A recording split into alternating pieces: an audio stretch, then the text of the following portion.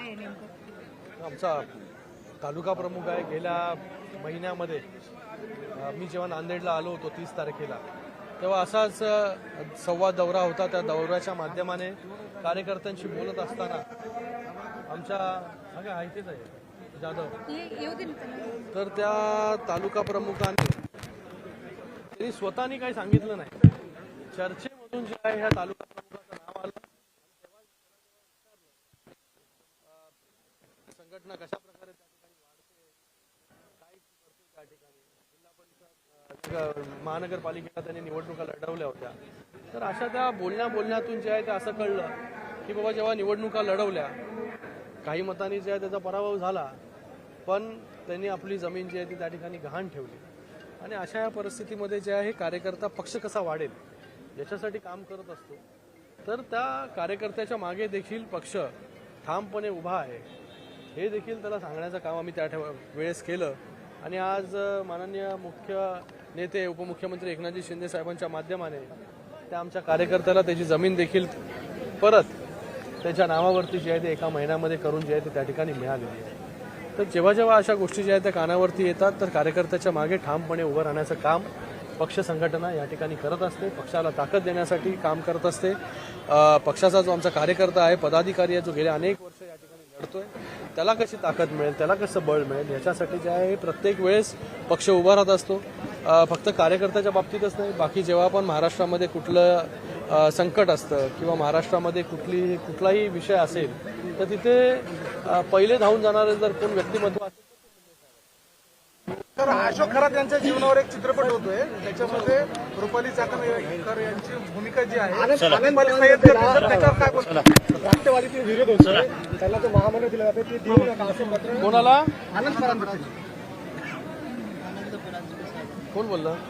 राष्ट्रवादी अरे राष्ट्रवादीमध्ये नाही ते, आता शिवसेनेमध्ये पण त्याला महामंडळ देऊ नका असं पत्र आपल्या पक्षामध्ये आपल्याला भेटणार आहेत आणि त्यांना पत्र दिलं.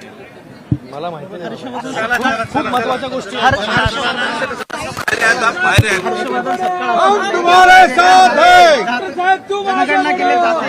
जनगणना जी केली जाते ती जनगणना जातनी हे करून आरक्षणाचा मुद्दा निकाली काढावा.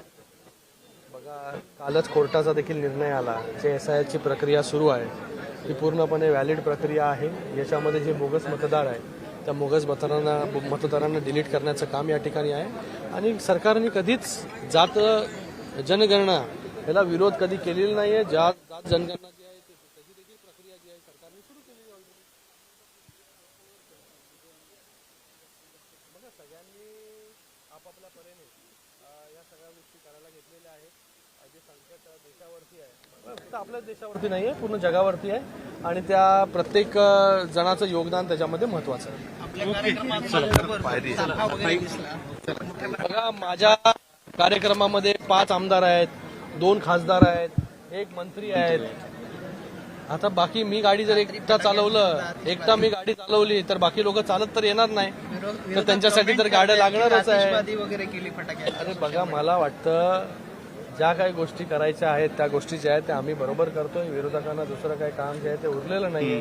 आता एवढे सगळे कार्यकर्ते आहेत, सगळे थोडी चालत येणार आहे किंवा बैलगाडी येणार आहे. आता सगळे जे आहेत आपापले सगळे एकत्र मिळून, काही मोटरसायकलवरती 2-2 लोक बसले आहेत, काही गाड्यांमध्ये जे 4-4 लोक जे आहेत हे बसलेले आहेत, काही लोक बसने आलेले आहेत. सगळे आम्ही एकत्र. आता आम्ही पण जेव्हा फिरतोय तेव्हा एका गाडीमध्ये जे आहे ते मंत्री महोदय आहे, मी आहे, 2 आमदार आहेत.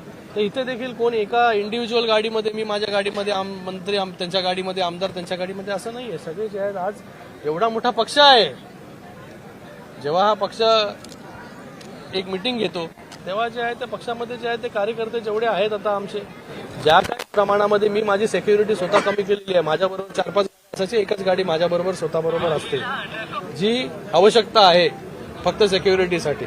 नाहीतर ह्या सगळ्या गोष्टी ज्या आहेत आम्ही कमी केलेल्या आहेत, शिंदे साहेबांनी कमी केलेल्या आहेत. तर मला वाटतं या सगळ्या गोष्टीचा जो आहे तो मुद्दा बनवण्यापेक्षा आज पक्ष संघटना कशी वाढेल, आज निवडणुका नाही आहेत कुठल्याच, तरी देखील शिवसेना रस्त्यावरती आहे, शिवसैनिक रस्त्यावरती आहे, मंत्री रस्त्यावरती आहे, आमदार खासदार सगळे काम करतायत.